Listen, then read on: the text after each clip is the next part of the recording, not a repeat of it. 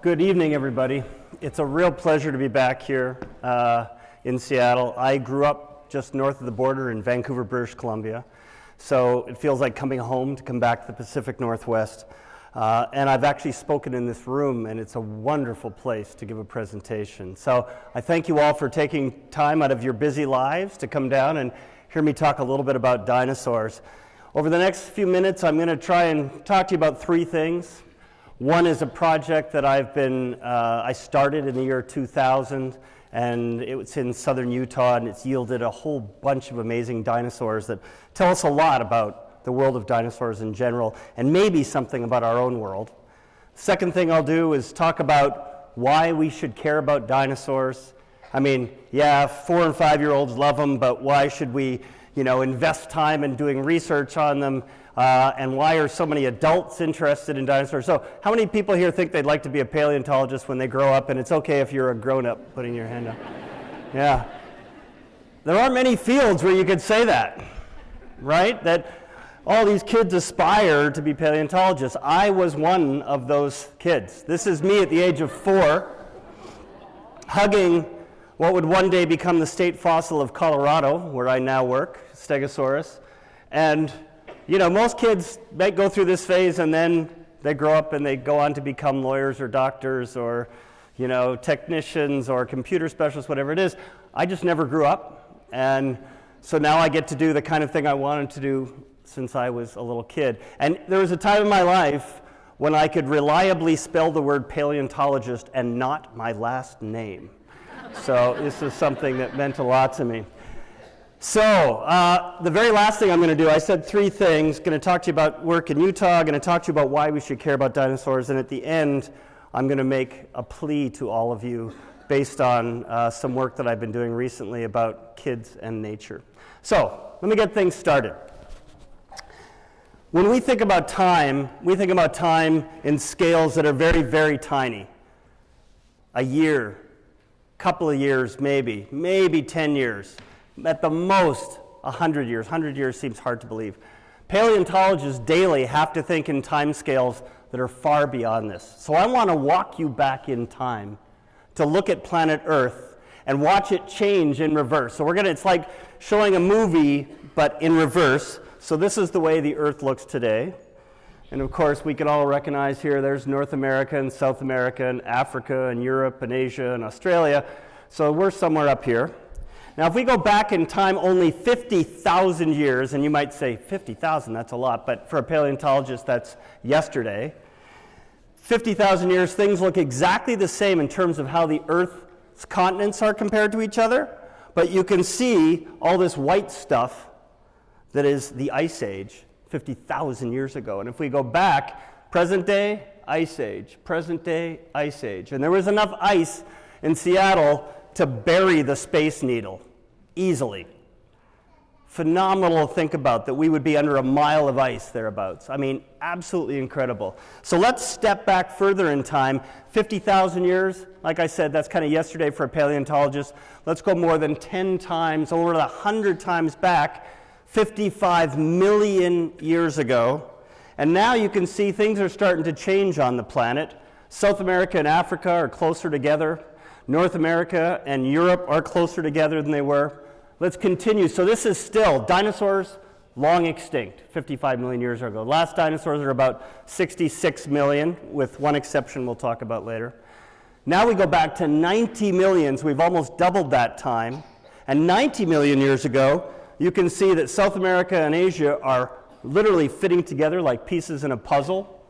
North America is underwater in its middle, and I'll talk more about that in a minute. And Europe is a series of archipelagos. And the other thing you'll notice is that there's no polar ice caps. There are none.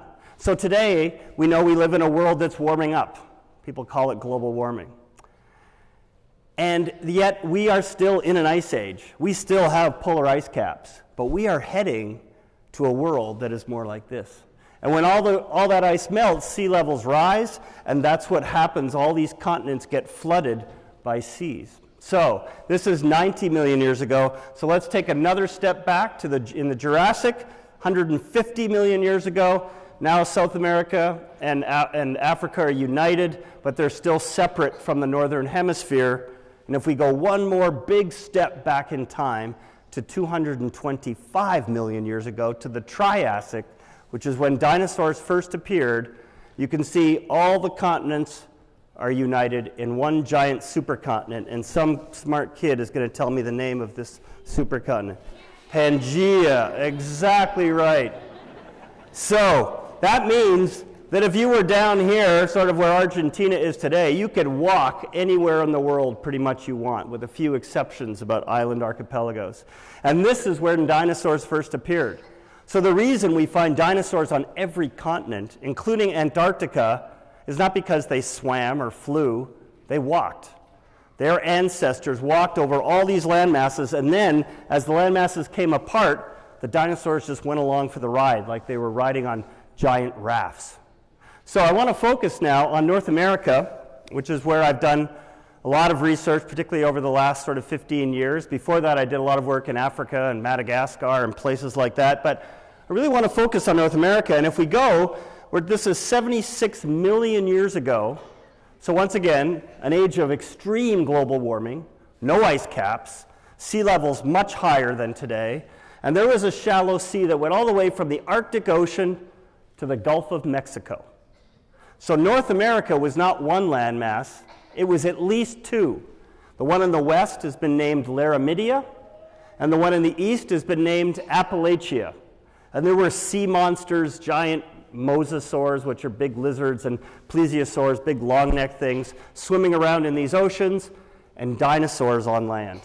And it turns out that if you want to understand the age of dinosaurs, there is no better place to look than this western landmass that we are sitting on right now, which we now call Laramidia.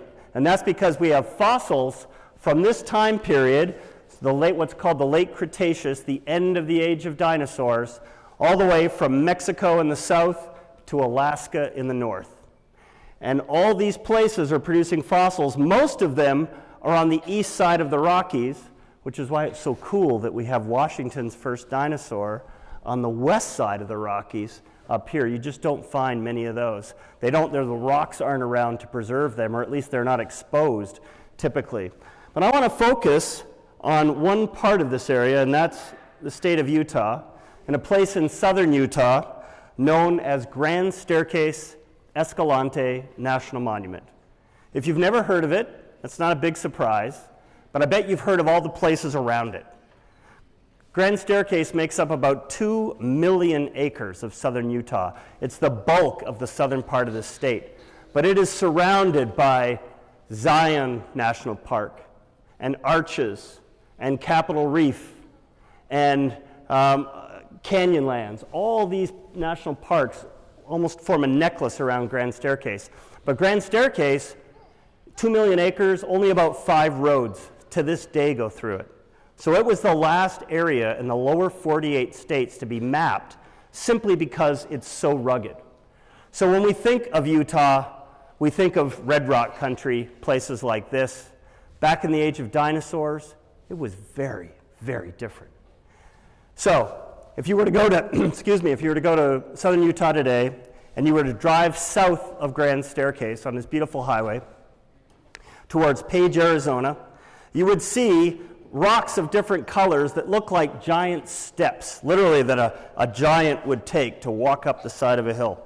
And that is why it's called the Grand Staircase. It looks like a grand staircase for giants.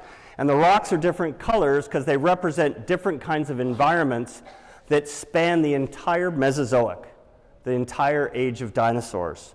So if we look at this in a cross-section, this is the south. As I said, we were looking down here before, looking northwards, and you can take these big steps, and each step has a different color. And the rocks we're going to be talking about, which are from the Cretaceous, are way up at the top here, but down here is that Triassic, and then we go Jurassic, and then we go Cretaceous. So we're going to be in rocks right at the top of the Grand Staircase, and it's an amazing place. When I first started working in Utah, I was driven down there, and I saw the Badlands, and I thought, oh my goodness, and no one's really worked here?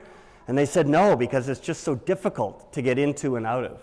And it turns out they were exactly right, and it's worth the effort. So imagine now, if you could go back in time, 76, 77 million years ago, what would it look like in Utah? Well, depending on where you were and exactly when you were there, it might look something like this. You could have had beautiful beachfront property in Utah that is just balmy. Somebody described it as wall-to-wall Jamaica, and I like that description. So you would have seen these giant pterosaurs, flying reptiles, over your beachside house.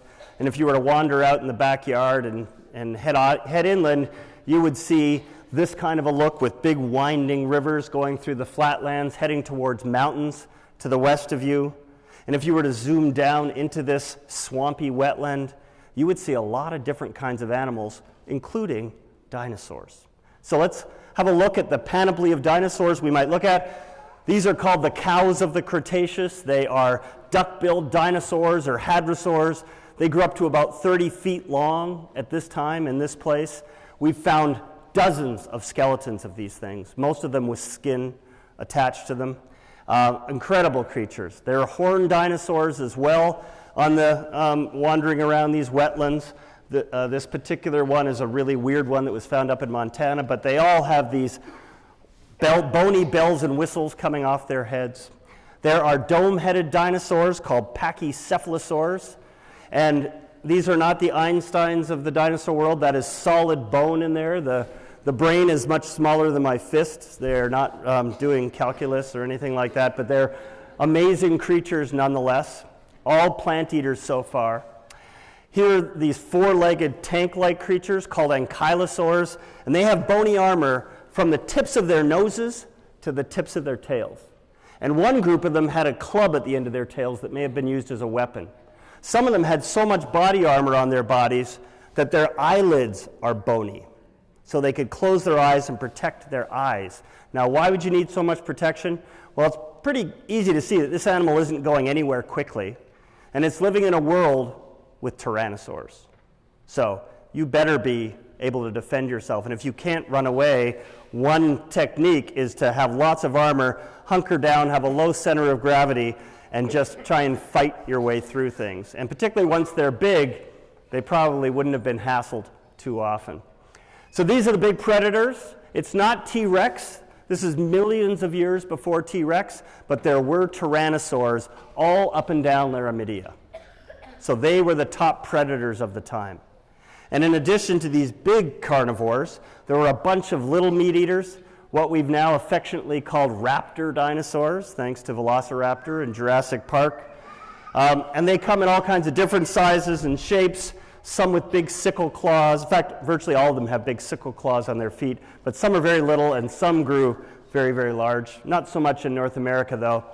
These are the fastest dinosaurs of all. They're called Ornithomimus or bird mimic dinosaurs, and they do look a lot like ostriches, right?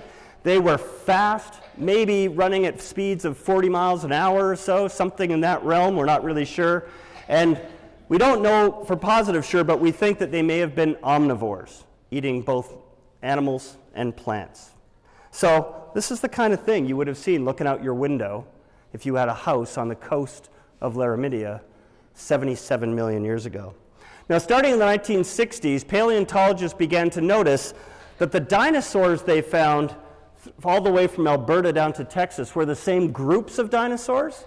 They always found tyrannosaurs and horned dinosaurs and duckbills, etc. But they appeared to belong to different species, different organisms at the species level. So it's like having different kinds of birds or different kinds of big mammals, like a black rhino and a white rhino, for example. But the strange thing was that everywhere we looked, there were different species. So same groups, but different kinds at that lower level, which was very weird, because you have to remember that Laramidia is only about 1/5 the size of present-day North America. And it appeared that there were well over 24 giant animals, well over 1,000 kilograms.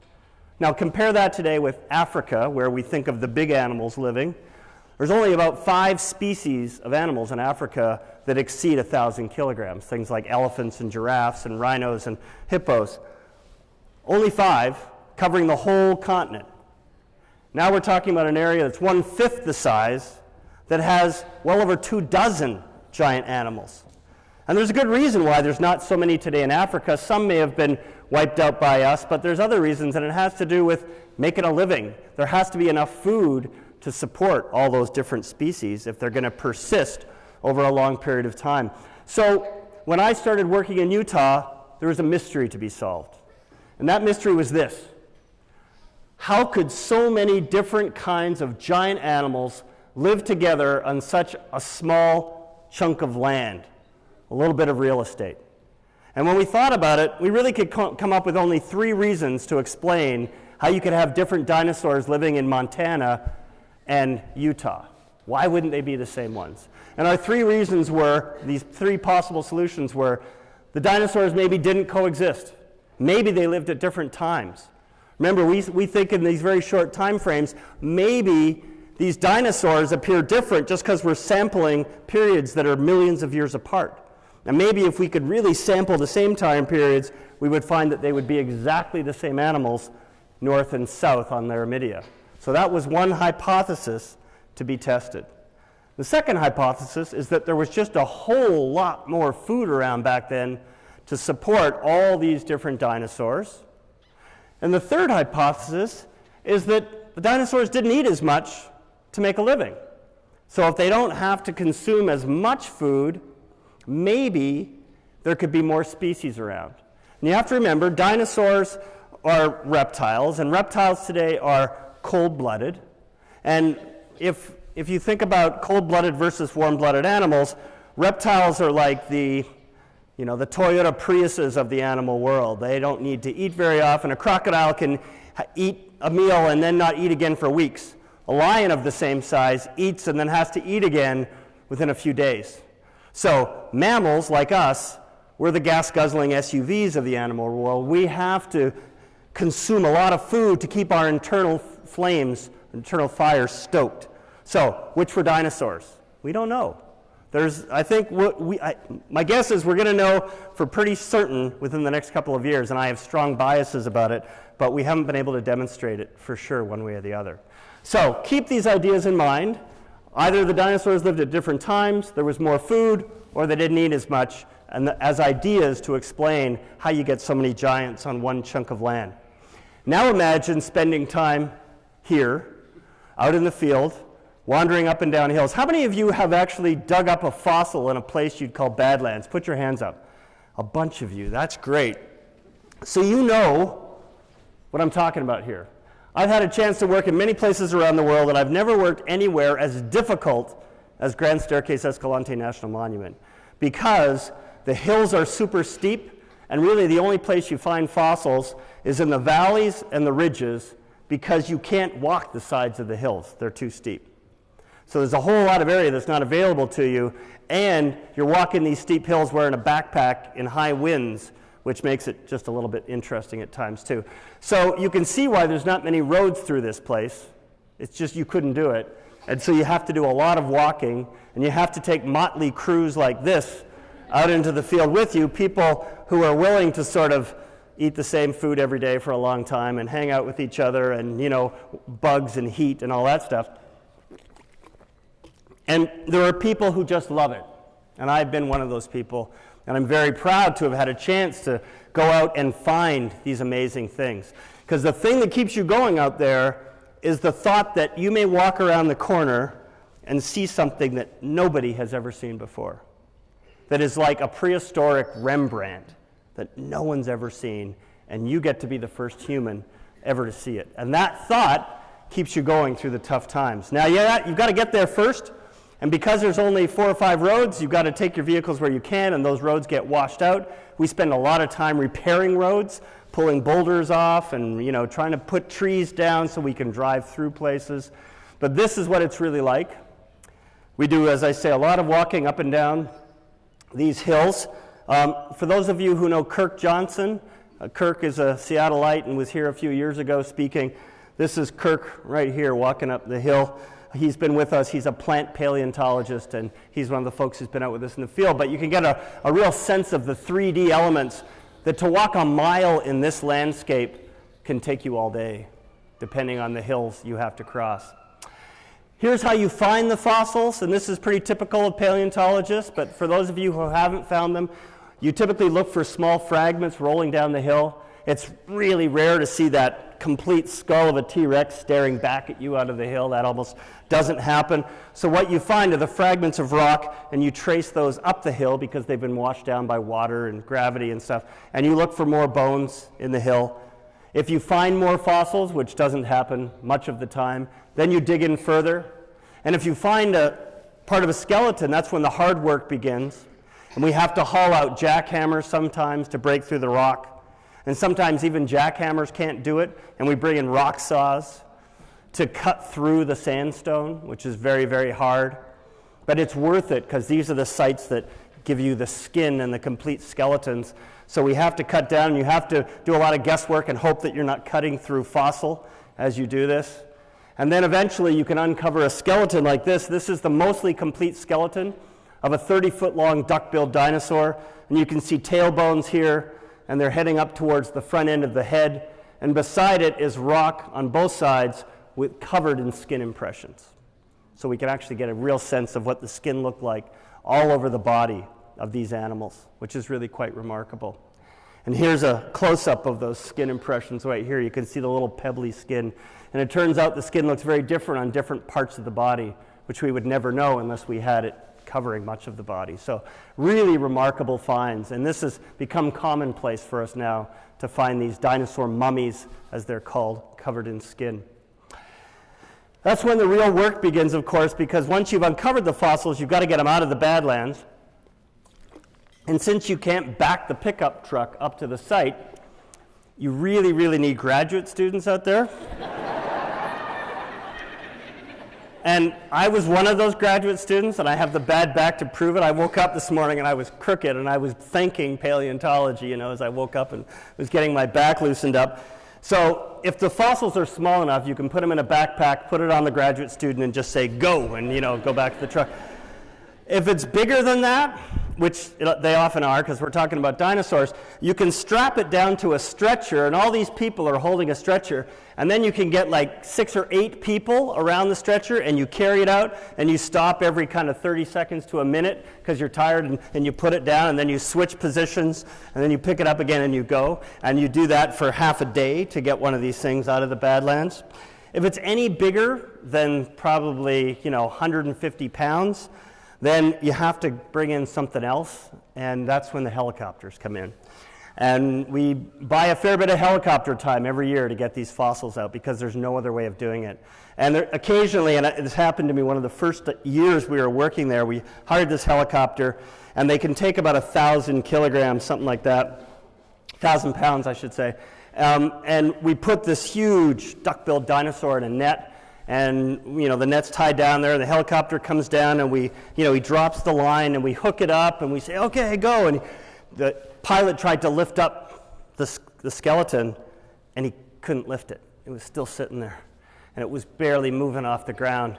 And I thought, oh man, have to hire a bigger helicopter to move this thing. But we had radios, and the pilot said, hold on, let me take some smaller things, and we'll try again later. And I was going, what? I wasn't getting it. So we took some smaller nets full of fossils, but the pilot, really knowing his business, of course, knew that if he burned off some fuel, the helicopter would be lighter and he might be able to lift it. And sure enough, he was able to carry the duck-billed dinosaur. And they fly it out, and there's a pickup truck waiting at the closest road, and they gently place the fossil into the back of the pickup or a flatbed, and then you drive it back to the museum. Absolutely phenomenal. And back at the museum, as here, people with the patience of saints, known as volunteers, will prepare the fossils. And sometimes it takes years to prepare a single fossil. Volunteers, we're one of the few sciences where we would be literally dead in the water without volunteers. How many people here have volunteered in paleo and stuff?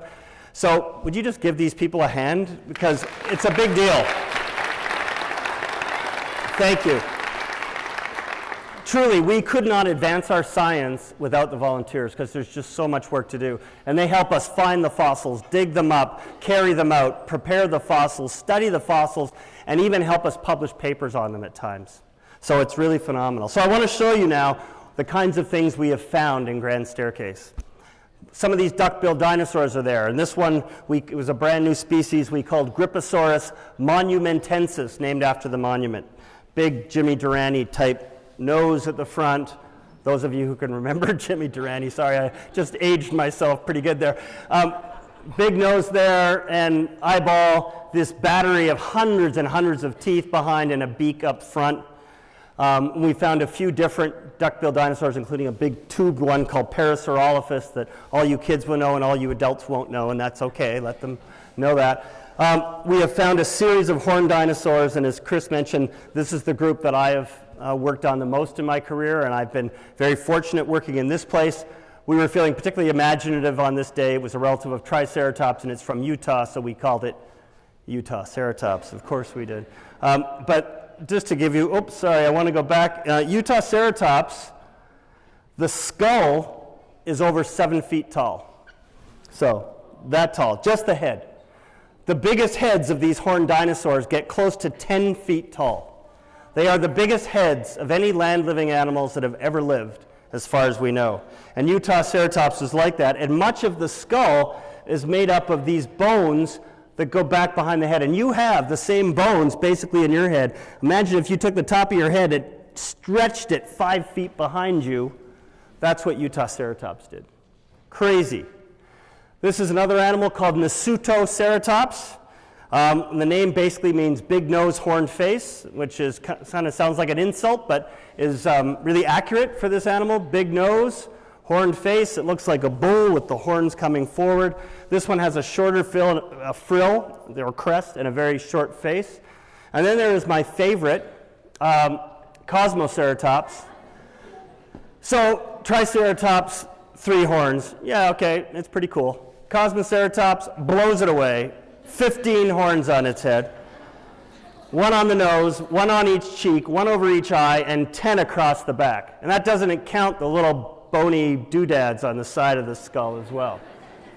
So Kosmoceratops is pretty amazing. And then I get to tell you, I'm actually really happy, I get to tell you something that no other people on the planet know except you in about 30 seconds. So 2 days ago, I was finishing up my workday. My workday now, it's really not anything like Indiana Jones. You know, it's really not a romantic thing. I sit in meetings most of my day now. But so it was the end of a long day of meetings, and another of the paleontologists, Joe, came into my office and he said, "Scott, you got to come with me." And I said, I just wanted to go home, right? It was like 4:30, 5 o'clock. I just wanted to go home. He goes, no, you got to come. So he drags me, and we go to this lab where they've just opened a big plaster jacket, as it's called, with a skull in it. And we knew it was a horned dinosaur with big horns, and we thought we knew what it was, but he opened it up, and he said, "What do you think?" And I just looked at this, and I went, oh my God, it is brand new. No one has ever seen this thing. Now keep in mind, we've already named these 3 dinosaurs that lived at the same time, Utahceratops, Utahceratops, and Kosmoceratops. No one's ever found a place with 3 of these things living at the same time. Well, we now have a 4th one. And it's got these very short jaws and a super long frill, long horns on its head, very different from this thing.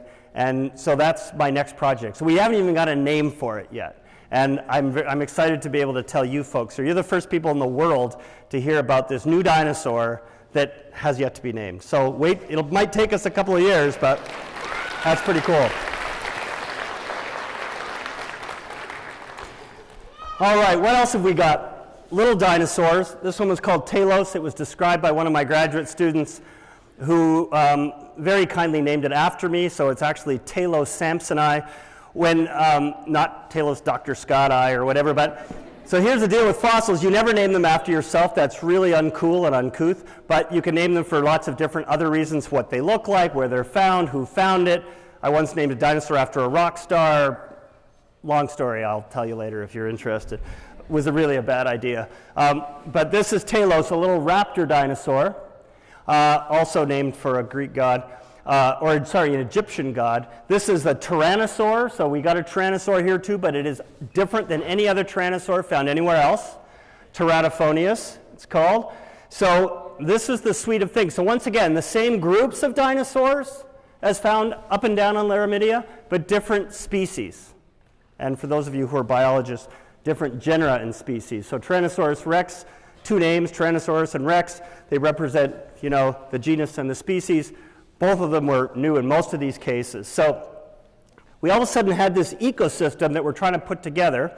And I worked with an artist, actually, that many of you might know about, who did Dinotopia. This is James Gurney, and he did this reconstruction of Teratophonius attacking this Griposaurus, this duck-billed dinosaur, based on modern lions attacking antelope and things like that. So it's fun working with these artists.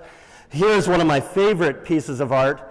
People get really impressed by dinosaurs and how big and wonderful they are. So imagine that your name is Teratophonius, and you're a tyrannosaur, and you lived in Utah 77 million years ago. And imagine you're thirsty, okay? And you have to go and get a drink of water.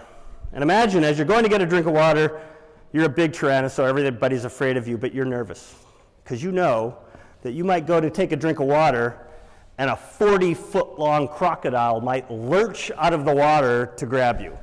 This is Deinosuchus. Thank you, Deinosuchus. Sorry, I should have asked. Bigger than any of the carnivorous dinosaurs, bigger than any dinosaur in this place. So that's the kind of thing that was also living in southern Utah. Absolutely phenomenal. Different world than what we see today, obviously. In addition, we are collecting every kind of animal and plant that we can. So we have paleontologists who specialize not just in dinosaurs, but in turtles. And we've got small turtles and we've got beautiful big turtles. A few years ago, I was out in Grand Staircase digging for fossils, and I found about a third of a turtle, and it was one of these huge turtles, and it was the first time anyone had found a big chunk of it before, and I was pretty proud of this thing. And we collected the whole thing and every scrap that we found in the hill, and we took it back to the prep lab. The very next year, a young kid who was out with us went and found a site with about 6 complete turtles with limb bones, and one of them had eggs in it, and I mean, absolutely phenomenal. Made the find that I found look pathetic by comparison. You could kind of just throw it away, but these things are phenomenal. And no one's ever seen a complete one of these things, Basilemys turtles, before, and I just saw another one the other day, 2 days ago in the lab, and this animal had died. It retracted its head, and its feet are sticking out, and they have little armor pads on the bottom, and the whole skull is there. Absolutely phenomenal. We also find lots of little animals. Mammals are represented in this place primarily by teeth, and mammal paleontologists, keep in mind, mammals appeared with dinosaurs, a little about 225, 230 million years ago, thereabouts, with the dinosaurs, but mammals didn't get any bigger than about this for the entire Mesozoic era. It wasn't until the big extinction event 66 million years ago that after that, mammals blossomed into all the things we know today. So when we find mammals from the age of dinosaurs, often they're represented by teeth, tiny little teeth that tell us what kinds of critters live there. And we have found well over 24 different mammals, and most of them are new. They're different than anything that's been found before. The same is true of the plants. We have a number of paleobotanists, or ancient plant experts, and there are tons of different plants. And there's plants that appear to have made vines. And these vines typically today are grown only in places that are extremely lush and tropical and diverse. And this has made us wonder about the environment that these animals were in, and that it was much like a Louisiana swamp in Utah back in the Cretaceous. And so this has got us thinking, well, maybe the world was very different back then. Maybe in a hothouse world, where it's much warmer and there's no polar ice caps, maybe the greatest diversity of animals and plants isn't at the poles, where it might be hotter. Maybe it's at mid-latitudes like Utah, because what we're finding is a super diverse ecosystem that lived 77 million years ago. So really interesting. So now we can go and put the dinosaurs back in it. This is a reconstruction of Kosmoceratops, that horned dinosaur with 15 horns, living in this swampy setting, kind of almost like cypress swamp. And if we think now, going back to North America being split in two and Laramidia over on the west, what we are seeing is different communities of dinosaurs living at different latitudes, at least up in Alberta and down in Utah. So we had those 3 hypotheses, if you remember. One was they weren't really different, they just lived at different times. The second was that there was a lot more food around, and the third hypothesis was that they didn't eat as much. Well, we can now rule out the first hypothesis. We've been able to date the rocks, and it's what's called radiometric dating. It's little pieces of volcanic ash you can take out, and you can look at the rate of decay from one unstable form into a stable form, and compare those and get a sense of how old these rocks are. And it turns out that the rocks in Utah are the same age as some rocks in Alberta, totally different dinosaurs. So we can rule out the hypothesis that they lived at different times. And that leaves us either with the more food or the not eating as much. And my bias is that there was probably more food around. And it could be, my bias also is that dinosaurs may have had an intermediate kind of metabolism that was neither hot-blooded nor cold-blooded, but somewhere in the middle, what I've called the Goldilocks hypothesis. Not too hot, not too cold, just right. And maybe they didn't need to eat as much, because it turns out that most of the energy that we consume in the form of food is lost to the environment as heat. So really inefficient. And maybe dinosaurs had a more efficient kind of metabolism. But that is yet to be demonstrated. That is just Dr. Scott talking at this point. So we're starting to understand this ancient world in a new way that we never could have without these fossils coming out of Utah. And the amazing thing is that most things that we can identify down to the level of species are new to science. So something for all the kids in the room. Anyone who wants to be a dinosaur paleontologist? Really? Okay. So it's important to remember, if you want to be a dinosaur paleontologist, if you're a kid, when you grow up, there is still going to be amazing discoveries to make. Things that no one's ever found before. There have been more dinosaurs discovered in the past 25 or 30 years than in all prior history.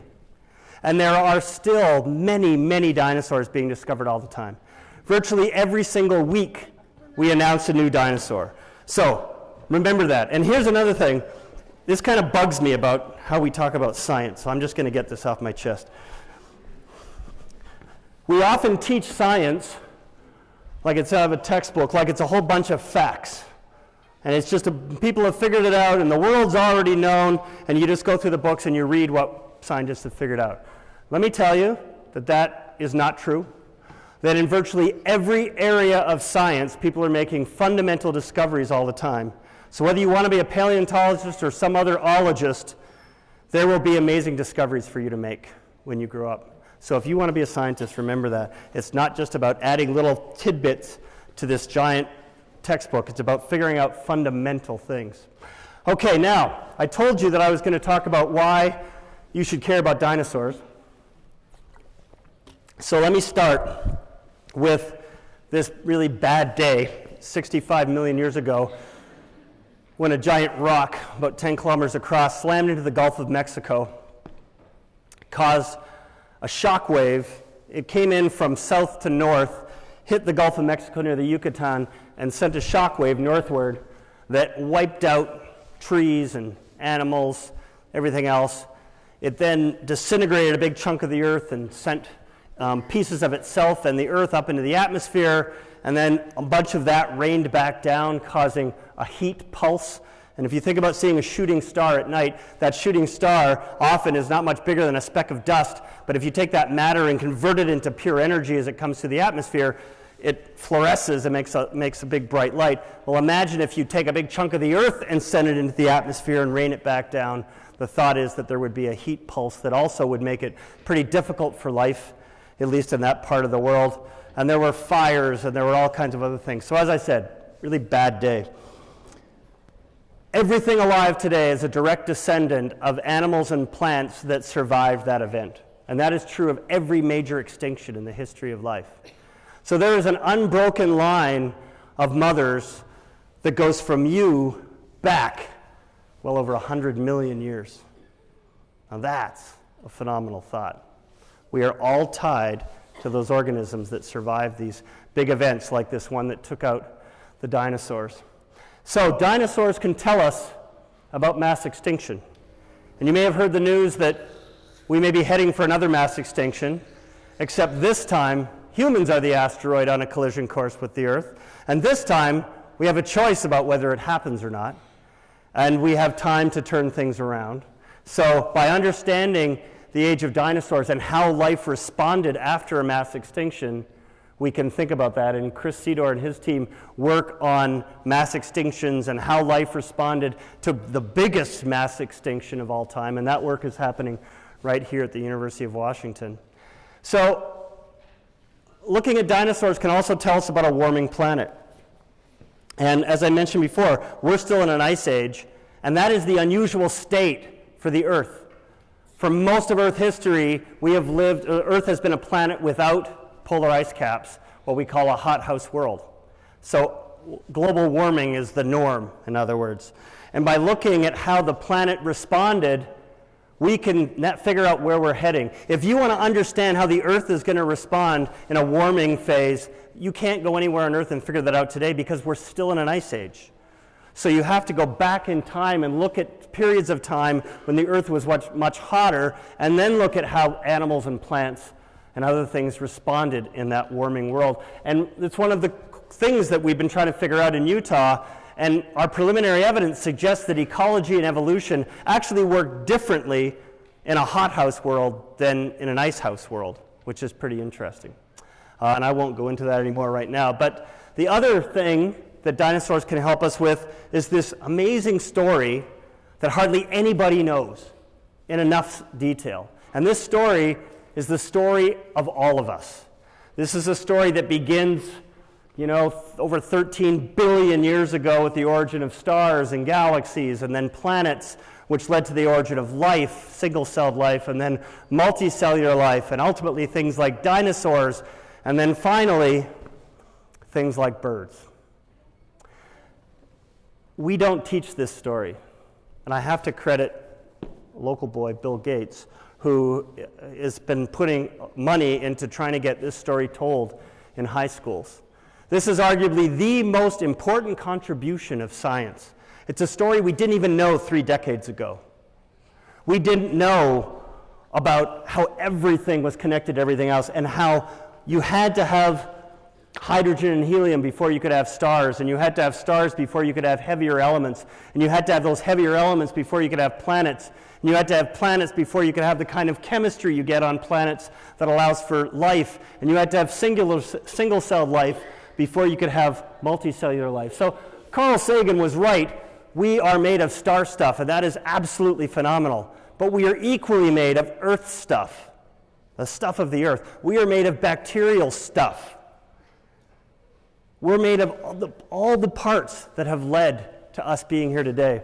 And just in case you think of yourself as a separate organism sitting in your seat as one organism, let me tell you something that may surprise you. And this is, once again, a scientific discovery that's only about 10, 15 years old, that you have about 100 trillion cells in your body. 100 trillion. Big number. Can't even imagine it. But over 90 trillion of those cells, over 90%, are not human cells. They are bacterial and they are fungal cells, which makes you less than 10% human. It also means that there are more living things in and on you than there are people on Earth, than there are stars in the Milky Way galaxy. You are not a single organism. You are a bipedal colony. Now that may make you want to run out the door and go have a long shower, right? But you need all these things. They help you digest the food that you have tonight. They keep away invaders.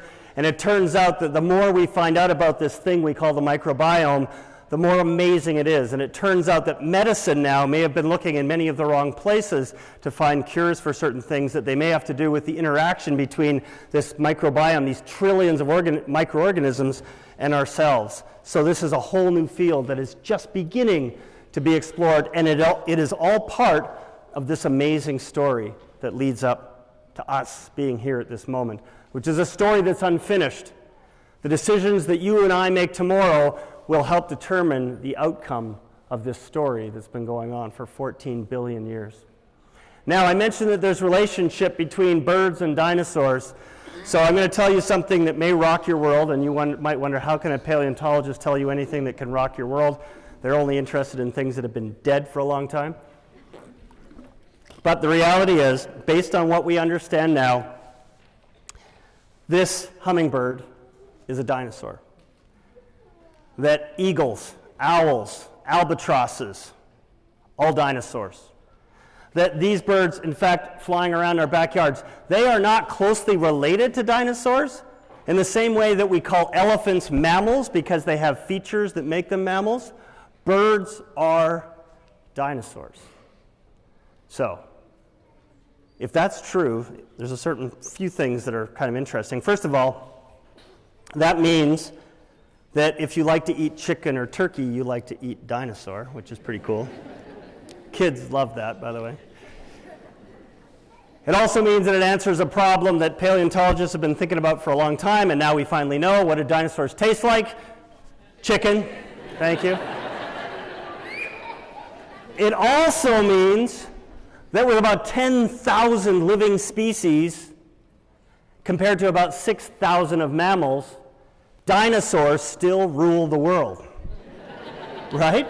Which is pretty phenomenal. No, you can clap on that. That's great.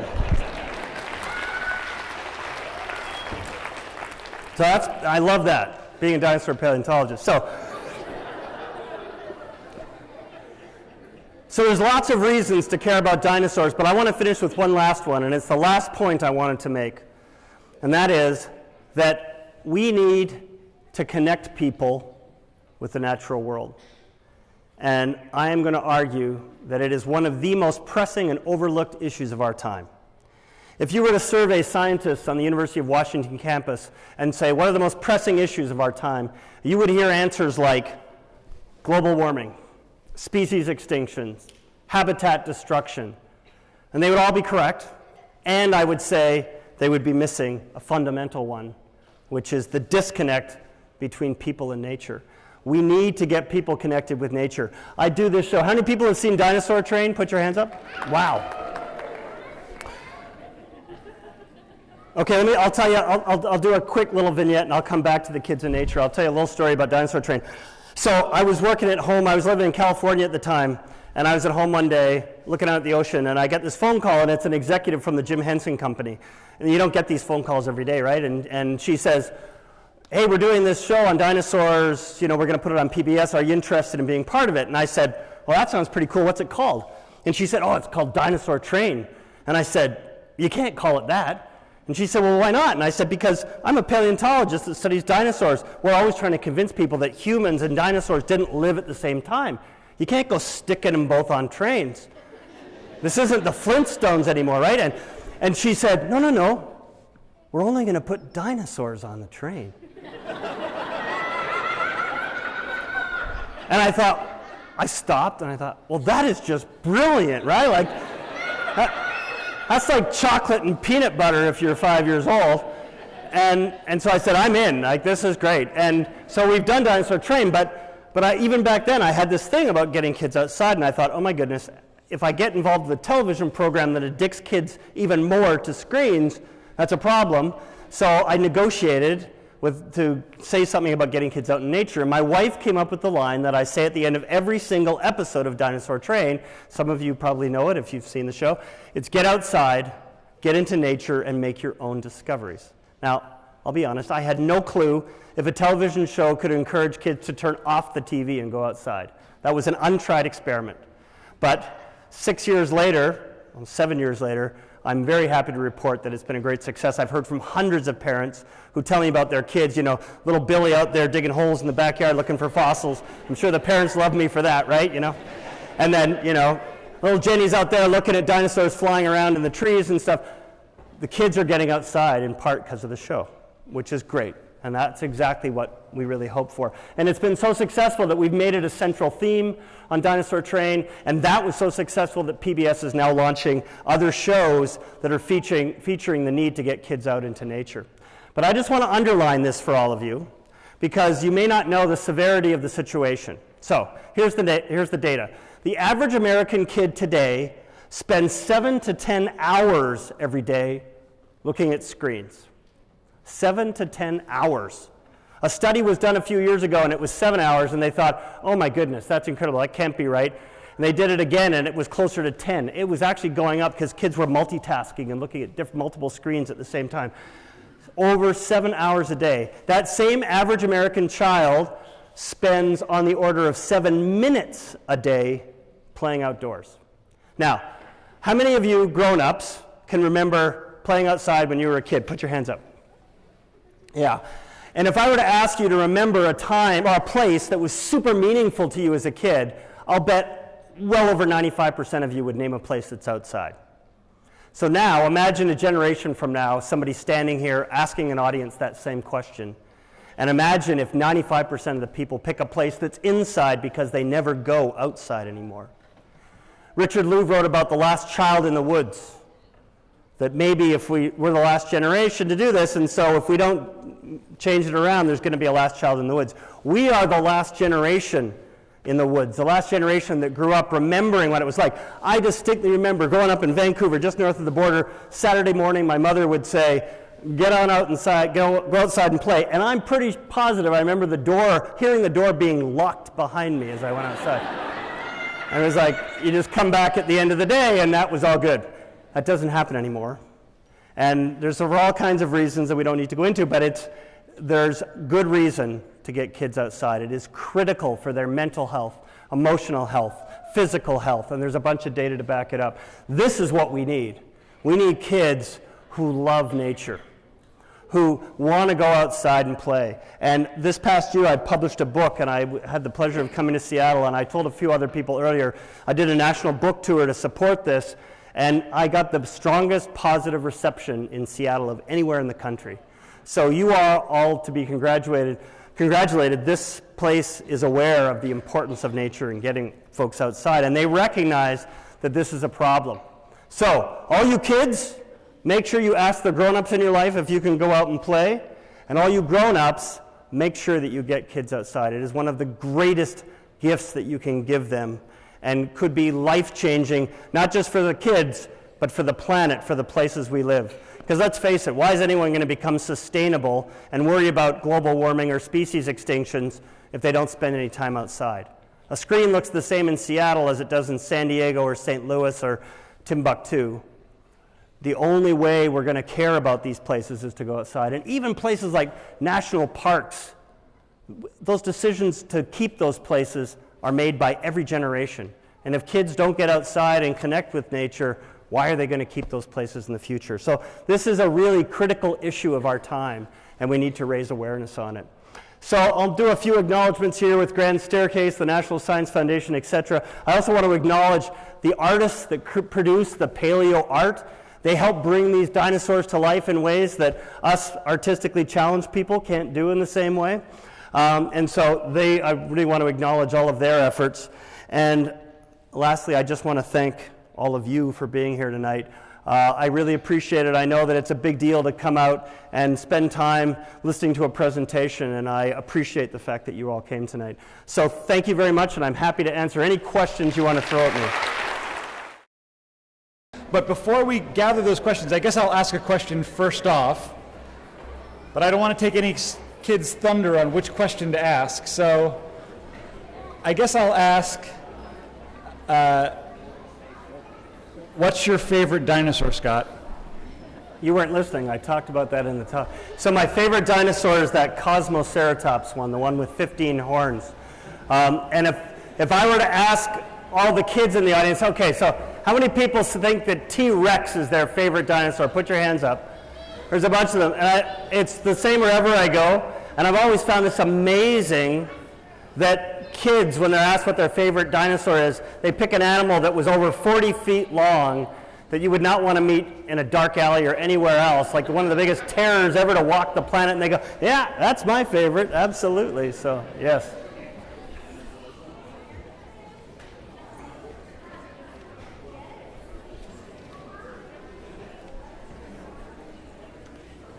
So we have one question from, I think it's Anna. Thanks for being here. And if you have some water around or anything like that, that'd be great. Anna asks, how can you be sure that a fossil is a different species? So the question is, And we were talking before, kids ask the best questions, always. How can you tell that one dinosaur is a different species from another? And the easiest answer is to say that's why you go to school for a very long time. But that doesn't really cut it. So the deal is, if you find a dinosaur, you have to compare it. First of all, you have to figure out what group it belongs to. And if it's a horned dinosaur, then you have to go and look at the other horned dinosaurs and look at their features and see if this thing is different. And what's really interesting is that not all the dinosaurs of a single species look the same. If we could just take all the people in this room and fossilize you and have people dig us up in about 10 million years, what they would find is if they just randomly sampled the room, they'd find a lot of different looks, right? There's some of us are little, some of us are big, some of us are big bone, some of us are smaller bone. So if you're going to understand a species, you have to understand some of the variation within that species. And it's one of the problems with dinosaurs that many, arguably most dinosaurs are known from one or two specimens. So it's hard to know whether something is really a distinct species or whether it's just a variation of something that's known. But there are ways to tell, and some of it has to do with those horns and crests and all the weird things that dinosaurs have, because typically, if they're really different, it's really unusual in the modern realm to see the same species with lots of different bony things on its head. So if those things are different, probably you're using the same features to identify the species that the animals did millions of years ago. Okay, Jonathan from Seattle asks, were there any tree-living dinosaurs? Oh, that's great. So, where's Jonathan? Put your hand up, Jonathan. Right here. Okay. Were there any tree-living dinosaurs? So, when most of us grew up, we thought of dinosaurs like Brontosaurus, right? These big, giant things. We thought they lived in swamps, which of course turned out to be all wrong. And there was only a handful of dinosaurs known. Nowadays, the kids growing up who are watching things like Dinosaur Train know about animals like Microraptor. Microraptor's, about yay big, maybe a little bit bigger than a raven. Dinosaur, it had wings, feathers and wings. It didn't just have wings on its front limbs, it had wings on both sets of limbs, so 4 wings. Maybe it didn't fly, we don't know for sure, but it may have used the wings for gliding, which is pretty phenomenal. It had claws it could use to climb trees, and it probably ate insects. So, I can promise you, when I was a kid, no one ever spoke about dinosaurs that lived in trees, that had feathers, that ate insects. It just didn't happen. And nowadays, that is the norm. And there's, in fact, probably a number of dinosaurs that lived in trees, and lots of dinosaurs that were really quite little. So it's really common now to find them. So we've learned a lot just in the past sort of 25 years. Okay, Lucia from Seattle asks, does anyone know for sure if T-Rex had fur? Wow, does anyone know if T-Rex had fur? So why would we even think T-Rex has fur? What they really mean by fur is kind of little feathers, because it turns out, once again, we didn't even know that there was such thing as a feathered dinosaur until sort of the last generation, and it started in China when people started uncovering these amazing dinosaurs with feathers, and they were able to show that it was a whole lot of different groups of dinosaurs, particularly from the family that T-Rex and Velociraptor are in, called theropods. A whole lot of these theropods had feathers, so many, in fact, that we think that that was the norm, the primitive condition, that all of these things may have had feathers, which means T-Rex may have been feathered. The problem with feathers is they hold in heat, and that's why we put feathers in things like down jackets, because they actually keep you warmer. And if you're really big, if you're 40 feet long and you weigh 5 tons or something, you don't want to be holding on to heat. Your problem if you're big is getting rid of heat. So it's really unlikely that T-Rex was covered in thick feathers, but it's possible that baby Rexes had feathers, and it's possible the adults had some kind of feather-like fur on their bodies, something that, once again, no one even contemplated a generation ago. So great question. Okay, 2 more questions, and then we'll do some book signing. Okay. So Marina asks, what's your favorite Dinosaur Train character? My favorite Dinosaur Train character. Well, first of all, I'll answer a related question, because I was just asked this recently, and no one had ever asked me this.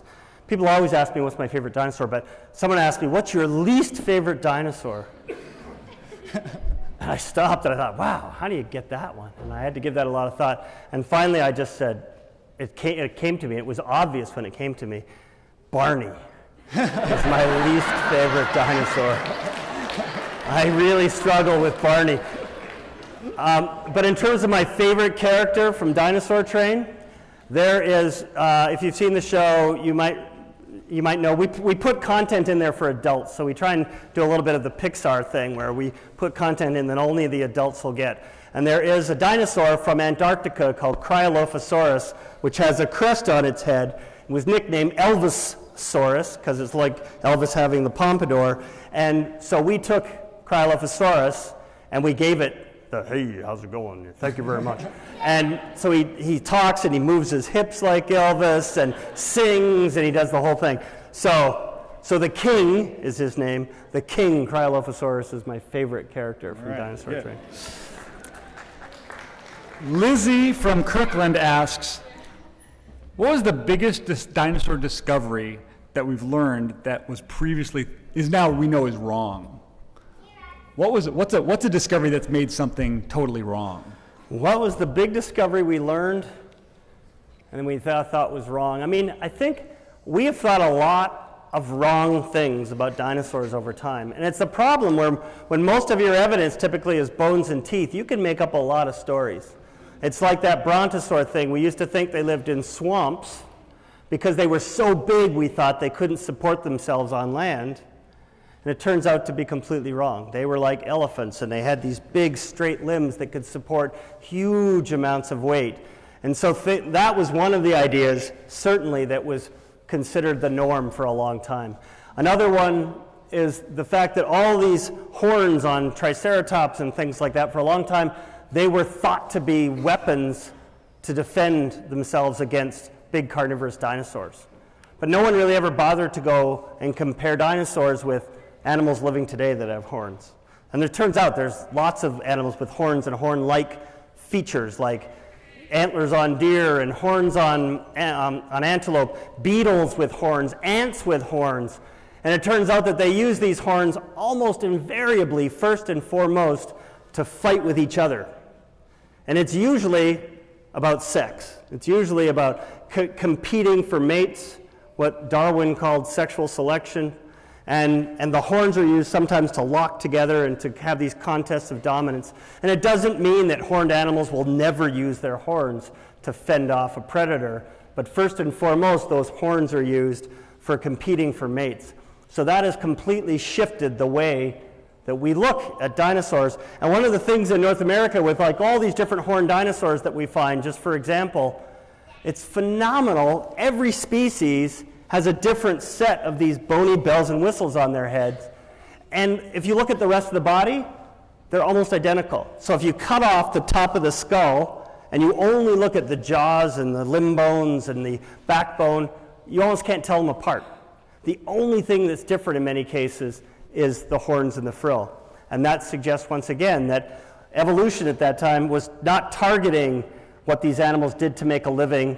Like we talk about natural selection, they was targeting mating features. And if you imagine a big population of dinosaurs that get split up for some reason, and they continue to evolve over time, well, if their horns and frill evolve, even if they come back together, they may no longer recognize each other as members of the same kind, and they may no longer interbreed, and now they've formed two kinds. And that's what we think we're seeing with all these horns and frills. I'm going to ask one more question. Yep. This is my favorite question. So this is from Tom from Tukwila. And he asked, where's Tom? Right down there. What's the best place? What's the best place to find dinosaurs? Tom, what's the best place to find dinosaurs? You can keep this answer short since we have to get on to the vote. Okay. So dinosaurs are found everywhere. There is no best place to find, one best place to find dinosaurs. It used to be North America, and then it was Argentina, and then it was China. I think you could make a pretty strong argument that the place that's changed our understanding of dinosaurs the most in the last generation is China, because there's so many small dinosaurs with feathers and things like that are beautifully preserved, better preserved than anywhere else in the world. So you can make a strong argument that China's the best, but every place we work, we find new and exciting things, as you saw tonight from Utah. I'm going to disagree, Tom. I'm going to disagree. Okay. I think the best place to find dinosaurs is at museums. So let's thank Dr. Scott for a wonderful lecture. Thank you.